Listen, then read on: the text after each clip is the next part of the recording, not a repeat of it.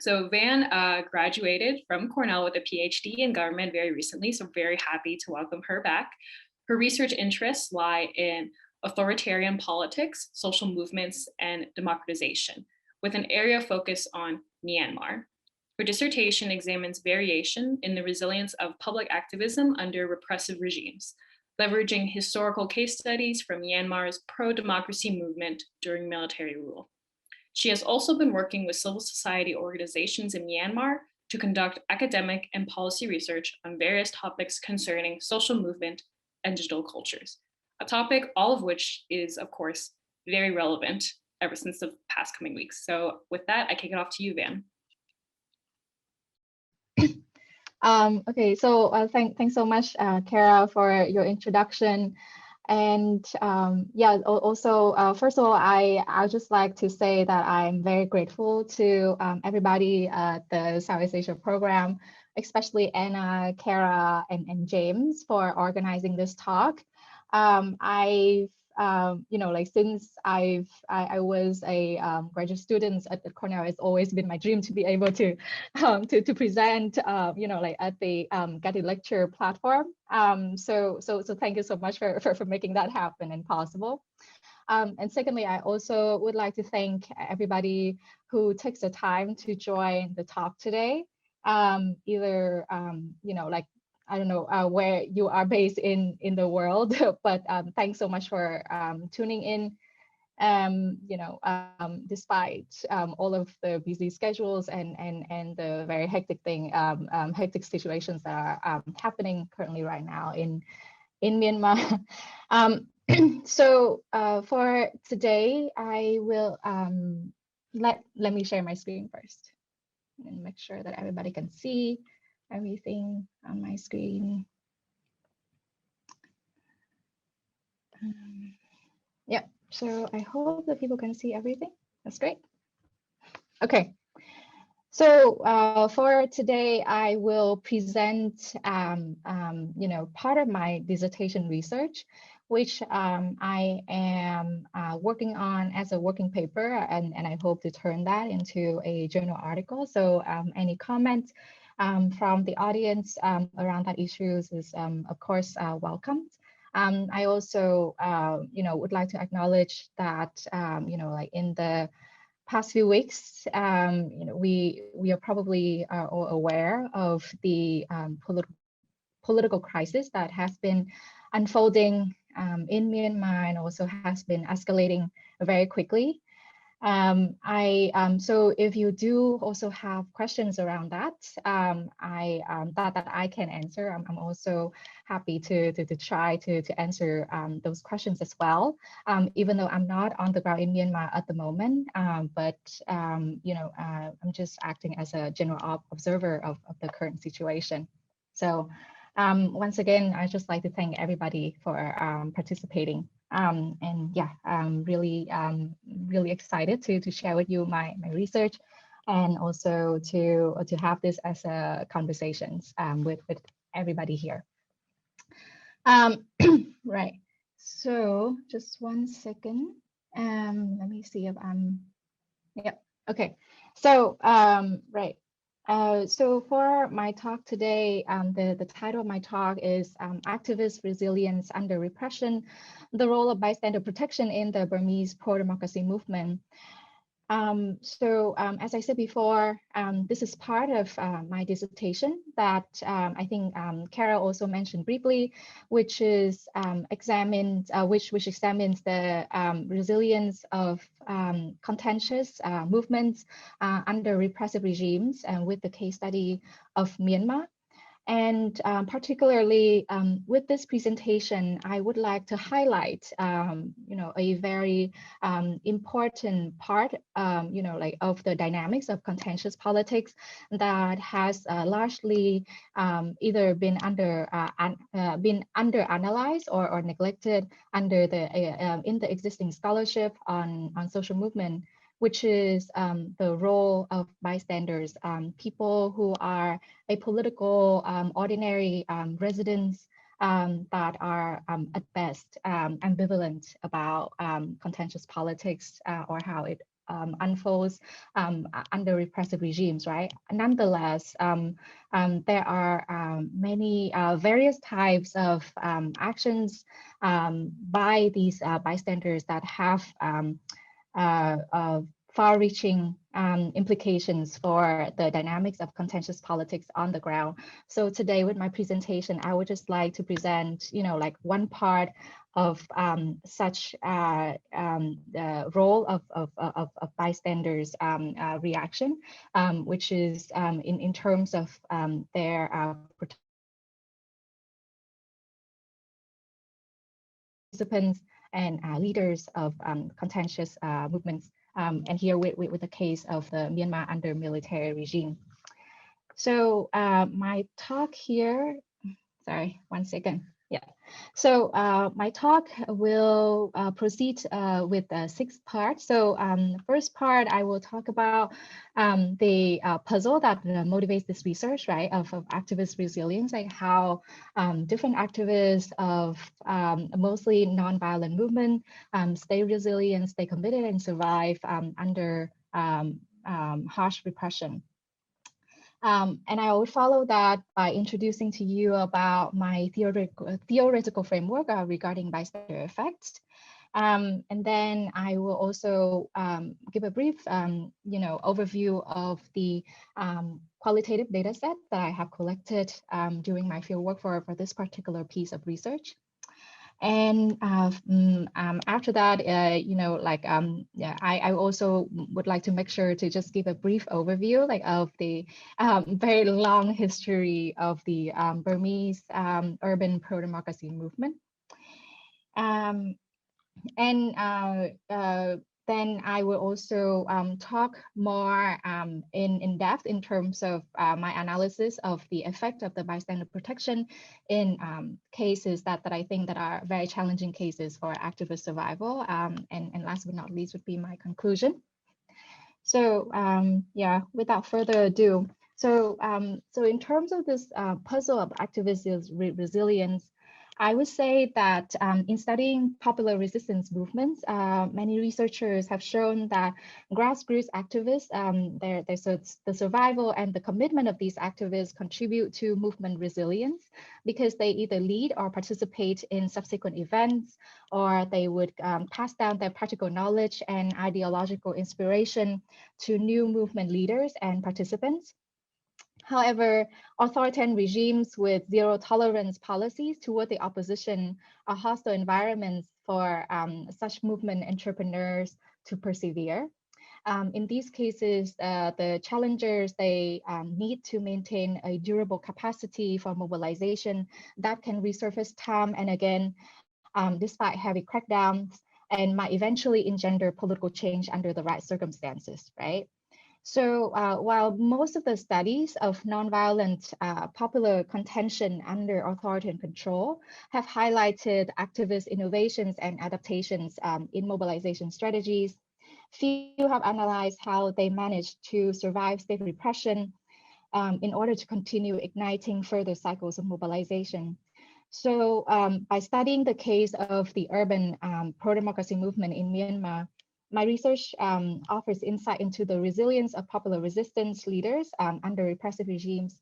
I would also like to acknowledge that in terms of pro-democracy activism in Myanmar, there are many different actors, many different leaders of different types of movements, right? And here for the focus of my research, I only focus on the urban protest movements. So in the case of Myanmar, the 5 decades of military dictatorship were a period of brutal repression against pro-democracy activism. Ever since General Ne Win took over power in 1962 until General Dan Shui ceded power to a quasi-civilian government in 2011, anti-regime nonviolent protests sprang up continuously, yet were cracked down upon heavily. And here, with this slide, I'd like to give just like some examples of that. This photo is a photo, about the student protests at Yangon University in 1962, which was halted with when the Ne Win government arrested killed and also bombed the university's recreation center. Then later on, the Utan affair in 1974, where students in Yangon stole the coffin of the late UN Secretary Utan to bury him at Yangon University, also met with brutal repression. Following that, there were also worker strikes that broke out several times between 1974 and 1976, which I was not able to find any kind of like publicly available images for. But these worker strikes were also put to a violent end with the same methods. And state brutality against contentious mobilization repeated itself into the later decades, including the 4/8 uprising in 1988, as well as the Saffron Revolution in 2007. And this is not to mention thousands of imprisonments, disappearances, and censorships of leading dissident figures and their supporters. Nonetheless, right, like as we have seen in the face of constant suppression, large-scale and peaceful pro-democracy protests still re-emerge with the same spirit and fervor through the year. And a variation of mobilization resources lived on in the form of either key personnel, knowledge, experiences, or resistance spirit that rekindled fresh rounds of anti-government demonstrations throughout the decades. And activists who escaped repression, they also worked with new generations of activists, adapted their strategies, and launched further contentious cycles with the hope that their new attempts would be more effective in generating pressure abroad and also at home for regime change. Therefore, what I've seen, like in terms of my observation is that this long-term resilience of the Burmese urban pro-democracy movement is one of the most impressive and puzzling among all cases of collective activism of authoritarianism. I would also like to acknowledge, like all the scholarships that has done, like very comprehensive and thorough work in documenting the history of this urban pro-democracy movement. That my own research has also benefited from. However, in here, right, like I would like to say that my main contribution is trying to, first of all, highlight the role of a certain part of the population that has been under-analyzed, as well as trying to theorize, right, like in terms of how can we reorient, like our understanding of the environment, the operating environment of the movement in under repressive regime, and also in this case in Myanmar. So with that said, I would like to, yes, go on to the second part, which is to introduce to you about my theoretical framework in terms of thinking about movement dynamics.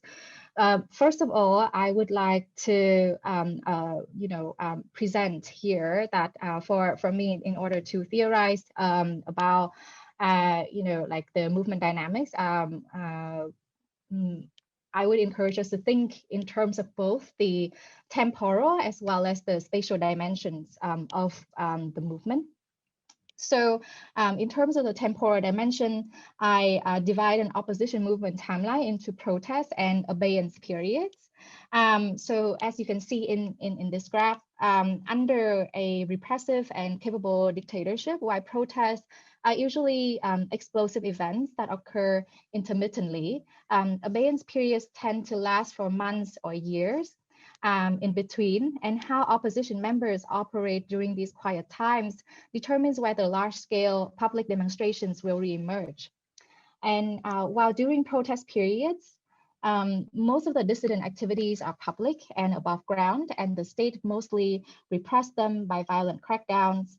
During abeyance periods, dissidents either cease all of their activities, flee abroad, or work underground to plan for future activism, and state repression usually takes the forms of surveillance, harassment, and arrest of the activists. And this characterization is in line with the literature on the protest repression nexus that finds the interdependence and adaptiveness of activism and repression tactics. Yes, so before I move on, Okay. So, so then this is in terms of the just a kind of summary of the temporal dimension, right? And next, I would like to talk more in terms of the spatial dimension, which is more specifically about the operating environment of a movement. I argue that since popular resistance campaigns are openly and public contentious acts that aim to catch public attention and induce reactions from the general public, response by bystanders in all of its diverse forms is a relevant variable in all cases. And here I define bystanders as ordinary apolitical residents who do not take part in the political agenda of either the state or the challengers. And I argue that, only by taking into account the diverse types of reactions toward contentious actors, can we construct a full landscape of opportunity and threats that surrounds social mobilization in a dictatorship. And particularly in here for this particular piece of the research that I present today, I would like to problematize the top-down, one-dimensional approach of conceptualizing threat of suppression. And effective suppression of contentious mobilization indeed does not depend solely on a state's capacity, but also on response by a third force, a large population of bystanders, right? So, and here today, I would like to focus on one type of bystander reaction. And there can be various types of bystander response toward activism. Toward the anti-regime and nonviolent activism. Many bystanders, they can engage in low levels of support, such as applauding demonstrators, watching activists' public speeches, or following protesters from afar. A smaller number engage in more direct forms of participation after they are inspired or provoked, right, like by the dissidents. And such acts might include joining demonstrations, launching similar protests in their own neighborhoods, leading backlash protests against repression, etc. However, I argue that while most of the attention of social movement literature has been, on the, like how to on the role of public participation in a contentious movement toward, the success of a movement. Here, I would like to argue that, like this type of bystander reaction, like by participating in a movement, only makes up a minority. Since most citizens under a non-democratic and repressive regime are either ambivalent or regard themselves as outsiders to politics, right? And I further argue that instead protection from these bystanders toward activists is much more prevalent, I guess largely ignored. I define protection as a variety of acts motivated by people's sympathy toward whom they perceive as innocent victims of violence. That might include, like in the case of a non-violent contentious movement, it could include alerting activists to of imminent arrest, providing shelters to help activists escape, providing medical support to injured activists, among others. And I hypothesize here, right, like that by influencing the scope and efficiency of repression, bystander protection determines not only how many activists survive, but also to which extent the surviving activists they committed to the movement. Specifically, by complementing, existing findings on the literature, from the literature on high-risk activism, with general observations of the Burmese activists, I argue that activist commitment depends on two factors. First is like their sense of validation for their work, and second is their perception of risk in continued activism.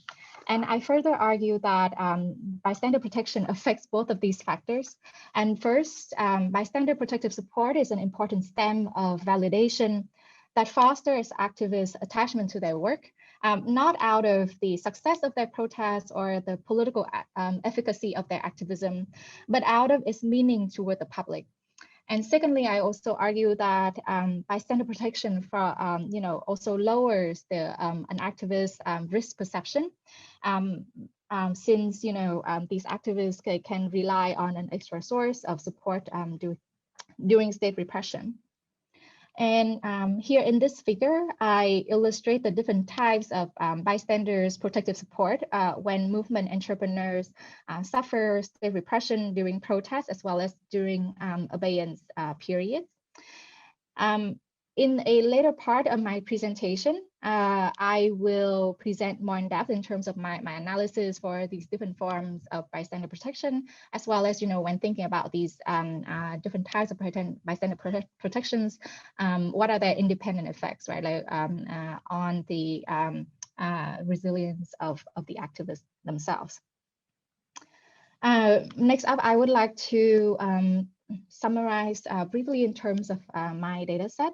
So to basically examine my arguments, I provide an original qualitative data set on the Burmese pro-democracy movement, not during, of course, like the whole long history, but only during a chunk of it, which is between 1988 and 2010. I conducted semi-structured interviews and collected written testimony of more than 100 ordinary citizens and former pro-democracy activists in Myanmar during 2017, 2018. And these people are the people who either witnessed or were involved in the movement. The novelty of this data set is the large number of voices from the ordinary non-contentious general public from a wide range of social economic backgrounds, which are mostly missing in the existing research on social movements in dictatorship. So for the written accounts, yes, so I collaborated with the Yangon School of Political Science and other local private libraries and institutions in Yangon to identify and collect published testimonials. As for the interview sample, in order to build trust with the interviewees while maximizing the diversity of the sample, I also worked with different connections from the above mentioned institutions and their affiliates to recruit respondents. Of course, I also had to make sure that at the time that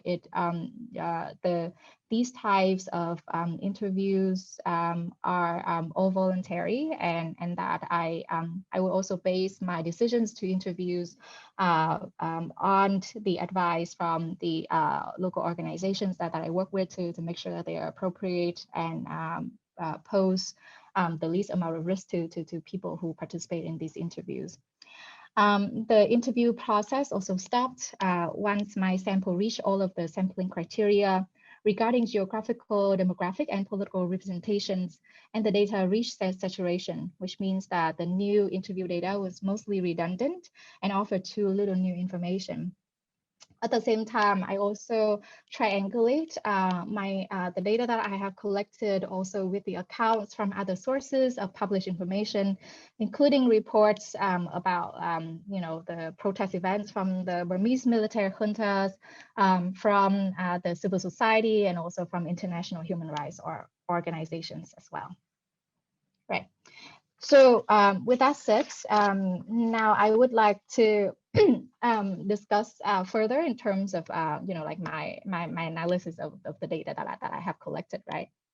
But before that, in case there are people that are participating who are not quite familiar with the history of the pro-democracy movement in Myanmar, here I would just like to give a very brief overview. The timeline of the period that I study it starts in 1988. So in this year, the 4/8 or 8888 uprising, it started out as part of a student movement and later transformed into the breeding ground for the decades-long pro-democracy movement. Myanmar residents, they witnessed the first main protest on August 8, 1988. The uprising here was a culmination of a cycle of student activism in Yangon in the preceding months before August, due to the students' grievances at General Ne Win's one-party dictatorship, including its sudden demonetization of the Myanmar Kyat currency in 1987, and police brutality against student protesters in March and June 1988. The true breaking point was the withdrawal of martial law and troops from the streets after a civilian was appointed as a new chairman to the Burma Socialist Program Party, Dr. Maung Maung, on August 19. The uprising then became like a festival during which the general public, including factory workers, farmers, office staff, artists, homemakers, civil servants, and soldiers throughout Myanmar turned out in droves to demonstrate under their professional or township banners without fear of repression. And the most notable event at the time was a public speech delivered by Aung San Suu Kyi, the daughter of Myanmar's independence hero, General Aung San, to a swelling crowd of activists and spectators at the Shwedagon Pagoda in Yangon on August 26, where she called for national unity and a peaceful transition toward democracy. And a few days later, on August 28th, the All Burma Federation of Student Unions, ABFSU, was publicly formed in order to coordinate countrywide pro-democracy student activism. As the 4/8 uprising was at its pinnacle in late August, the government shut down most local administrative offices and left neighborhoods to fend for themselves. And after almost 1 month of anarchy, the quote-unquote anarchy, as framed by the junta at the time, the military staged a coup and General Samang took over power and set up the State Law and Order Restoration Council on September 18, 1988. And martial law was immediately imposed and almost all protesters were brutally killed or arrested. And this marked the end of 4/8. This new regime subsequently promised to hold multi-party elections. And Aung San Suu Kyi then founded the National League for Democracy Party, the NLD, which went on to win a landslide of the elections in 1990. However, the junta rejected the results and continued to rule the country with an iron fist, heavily cracking down on all dissidents. And General Samang later resigned in 1992, and General Tan Shui here took over, renaming the leading political apparatus as State Peace and Development Council, SPDC. And throughout the SPDC era of 1990s to 2000s, with continuous mass crackdowns, surveillance, and arrests, the Burmese junta incarcerated thousands of activists, forcing the rest to turn to dormant party politics or exile and border armed struggles. Nevertheless, domestic opposition movement, it did not perish, but was sustained through dozens of opposition campaigns. And various pro-democracy protests also sprang up during the 1990s and 2000s, including the large-scale Saffron Revolution in 2007. The Saffron Revolution, which occurred during September 2007, earned its name because it was led by Burmese Buddhist monks, whose robes usually have maroon and saffron colors. The immediate trigger for the mobilization was General Tan Shui government's sudden reduction in fuel subsidy in mid-August 2007, which led to a spike in fuel prices. And monks, they started to take it to the streets since their reliance on people's donations led the monks to sympathize with their supporters' economic plight. Monks in Yangon typically began their marches at Shwedagon Pagoda and calmly walked through different neighborhoods while peacefully chanting Mirtatok, the Burmese Buddhist script of loving kindness. And different activist groups, including members of the NLD as well as the ABFSU, and many civilians started to participate and follow behind the monks in their marches. And subsequently, on the nights of the 24th and the 25th of September, the SPDC announced over its mass media and loudspeakers a warning for all protesters, both monks and civilians, to disperse. And if they fail to comply, they would face punishment according to the law. And starting on September 26th, the security forces comprising of soldiers, riot police, and hired thugs violently cracked down on demonstrators, beating, shooting, and arresting anyone in or near protest sites. The security forces also violently raided multiple monasteries at night, attacking and arresting all resident monks at major monasteries, and consequently all saffron protests stopped by the end of September. However, despite such a brutal ending, movement resources lived on and inspired further rounds of civil disobedience until General Tan Shui disbanded the military regime and stepped down in 2011. Right. So during this period between 1988 and 2010, I focused, like my analysis, like on certain cases that I would define as hard cases for activist survival. As I have said before, I divide my analysis of activist survival into protest as well as abeyance periods. In order to examine the independent effect of bystander protection in protest periods, I analyzed, the times of devastating repression that crippled the movement's leadership, which were the final days of 4/8 uprising in 1988 and Saffron Revolution in 2007. As for the abeyance periods, I scrutinized the months and years in the 1990s and 2000s when public activism or where large-scale public activism was absent. The 1990s and 2000s were not always quiet. There were notable public protests at various points. However, I only focused on the abeyance durations in between these bursts of demonstrations. Right. So first of all, in terms of the activist operations during protest periods, on the final days of 4/8 and Saffron, once the order to crack down was issued, state repression became systematic and widespread. No protest units were spared and movement leadership was largely damaged. Nonetheless, in both 1988 and 2007, a number of movement organizers and activists were still able to escape to other countries, or they remain inside Myanmar and continue underground work. For instance, a former student activist recalls here, when the military aimed to shoot, I was scared. When the shooting started, I turned back and ran. We were hiding in nearby buildings, but this fear was just temporary. We tried to find different ways to be successful, though, so I did not get hopeless. Other dissidents started to help opposition parties to organize. When activists said, if we stopped our work after the military coup, we knew that the military would win the game forever, and we would never achieve our goal, so we continue our struggle. We advocated people to vote for NLD. We helped NLD candidates at their election campaigns. So here, how did these activists manage to escape or avoid state repression? I would like to just point here to the role, particularly of local residents, neighborhoods, monasteries, and mosques, who were quite dedicated in their attempts to rescue peaceful protesters and participants. In this graph, as you can see, they donated and formed human shields around protesters. People also informed activists of spies and security forces who were looking for them. In some cases, local residents witnessing protesters being hurt even through rocks and attacked the perpetrators, who were in fact riot police. When the protesters were injured while running away from riot police or soldiers, people either treated the injured at home or sent them to the hospital. They helped opposition members to hide, get a place to sleep, get new clothes and disguises to pass government checkpoints and escape. Of course, like not all of the activists that received protective support from bystanders survived crackdowns or manhunts by the regime.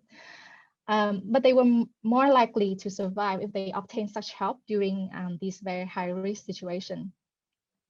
So first, before the mass crackdowns began, an important form of bystander protection that helped protesters to avoid repression and arrest was local residents informing the protesters of government threats and troop movements so that they could go into hiding in advance.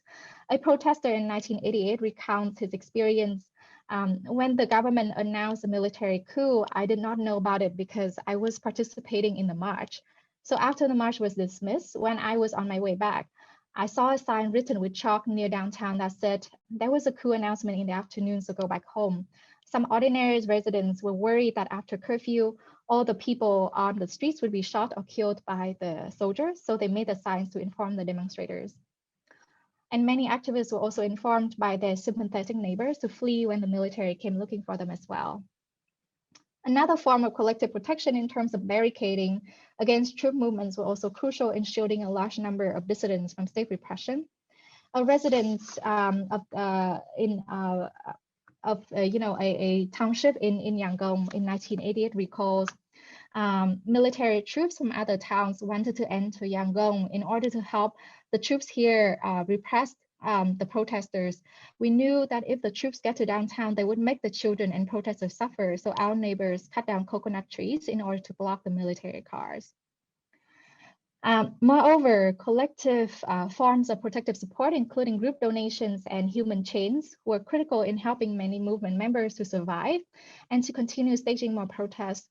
In terms of the role of group donations, for instance, during Saffron, according to testimony by Ashin Tavara, a protest leader at the time, who was also a monk, he said that because of donations and support from popular artists and the public, the monks were very delighted and able to carry on their marches even during days of heavy crackdown.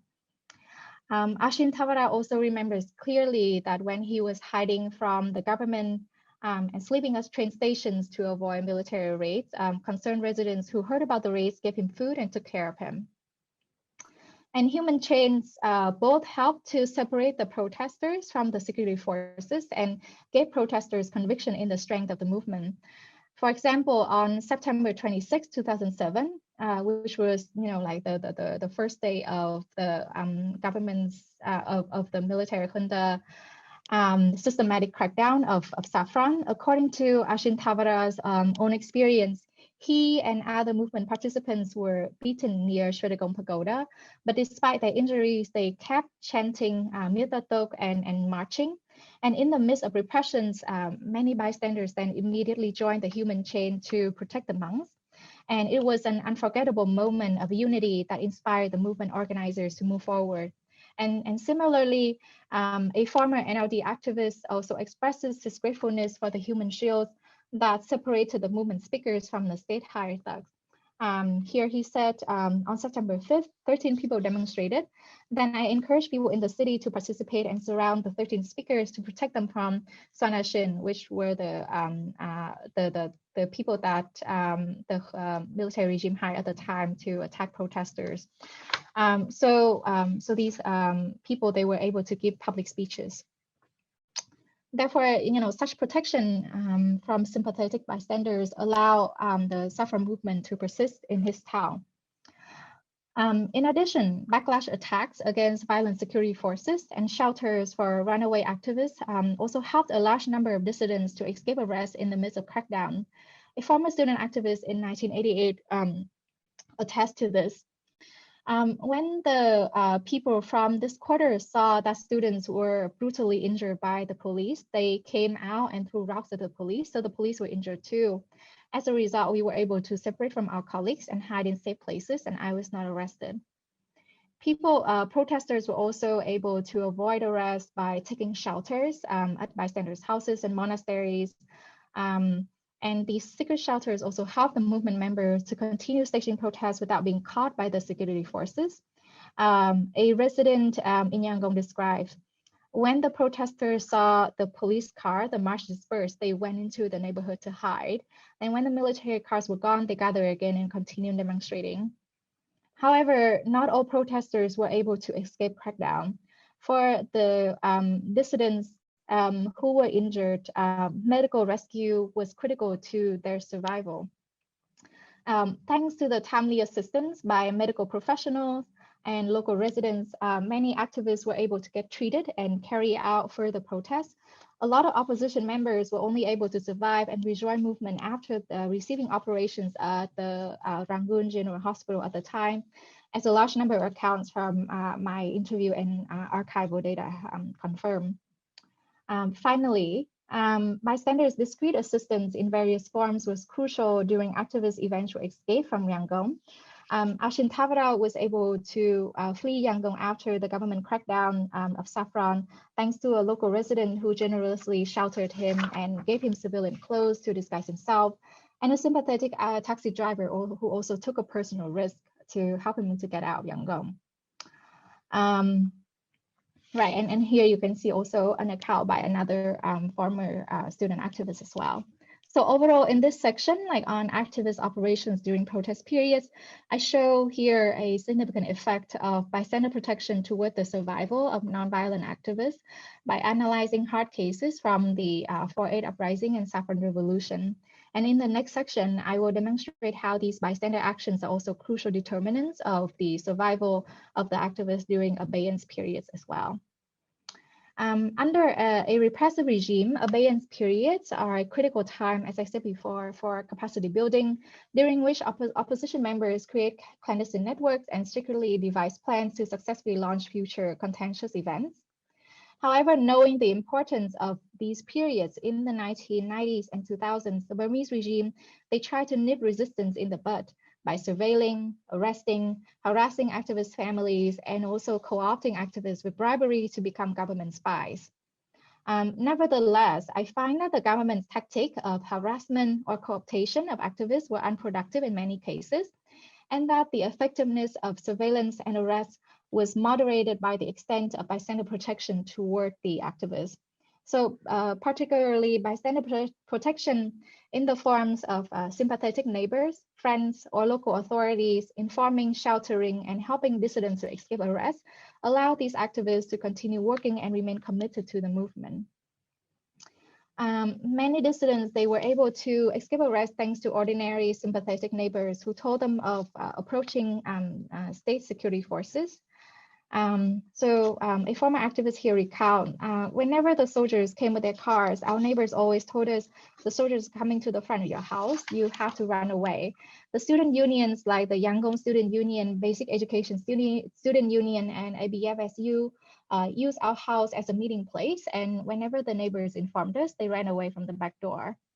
Other movement members attest to how sympathetic neighbors also play a crucial role in helping them to flee to other towns. A former activist recounts how he was able to safely leave the city thanks to the help of a close neighbor. There was an older woman who I treated as a mother. There were some informers in my ward. She overheard from the informers that the soldiers would come to my house to arrest me at night. So she told me to run away. I told her that I did not have enough money to flee. So she gave me 30,000 jats, which was a large amount of money at the time. She said, don't think about repaying me, just run away tonight. So my wife and I left home for another town. Besides having a direct impact on dissident survival, bystander protection during both protest and abeyance periods also has an indirect positive effect on activist commitment to their movement. First, although student activists experience constant crackdowns at the end of 4/8, among those who survive, whether they continue these high-risk acts or not, I find depends on their sense of public support. Whenever they recount their experiences during 4/8, each mentions how the public came out to donate, to protect, or to rescue them. And as you can see in here, and during Saffron, Ashin Tavara also refers repeatedly to the group donations, human chains, and collective rescue throughout his experience to show the impressive extent of public support and solidarity and express his pride in the movement. Second, I also find that bystander protection that shielded activists from arrest also made them more risk accepting. Due to the harsh conditions in prison, numerous political prisoners, they either didn't make it or they suffer from severe injuries or chronic diseases. Therefore, this not only shrank the number of movement members, but also discouraged many former political prisoners from openly or actively organizing demonstrations, since they knew the brutality of imprisonment firsthand.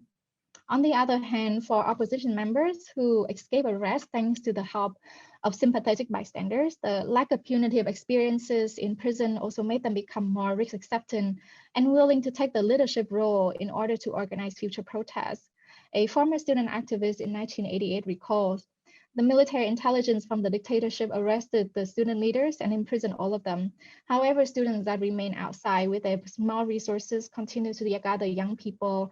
We gather the next generation to rebel.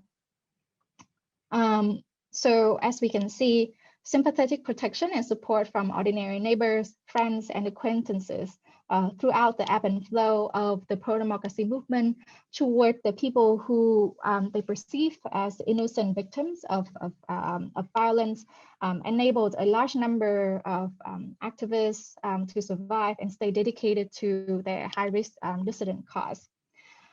In conclusion, the studies, it offers a new framework to comprehend opportunities and constraints around women entrepreneurs in repressive regimes.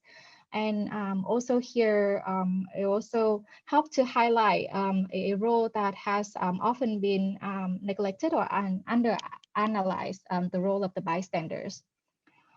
Particularly based on my analysis of qualitative interviews and primary written data on urban pro-democracy movement under Myanmar's military dictatorship, I show that a type of non-protesting action by bystanders, namely protective support, affects activist survival by moderating the scope and efficiency of anti-movement repression and violence. This is part of my dissertation that traces the role of bystander protection as well as bystander disruption toward the resilience of contentious movements under repression.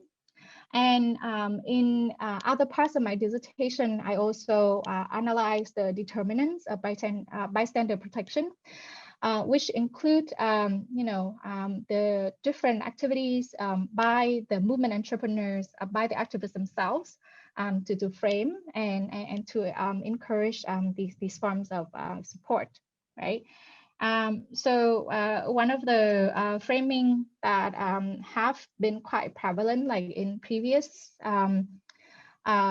protest movements and also have been significant in motivating sympathy by bystanders, are the framing of activists as victims, which mean that they would actively broadcast that their own images with clean records, non-provocative, as well as they would also try to broadcast the incidents of brutal state repression toward the nonviolent protesters.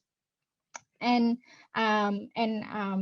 beyond that, right, like so the activists, when they also either provided examples for how to protect the protesters, as well as when they coordinate different like acts of bystander protection on the ground, such as donation or human chains, then this would also result in collective protection, and otherwise, and we would see forms of individual protections from the bystanders as well.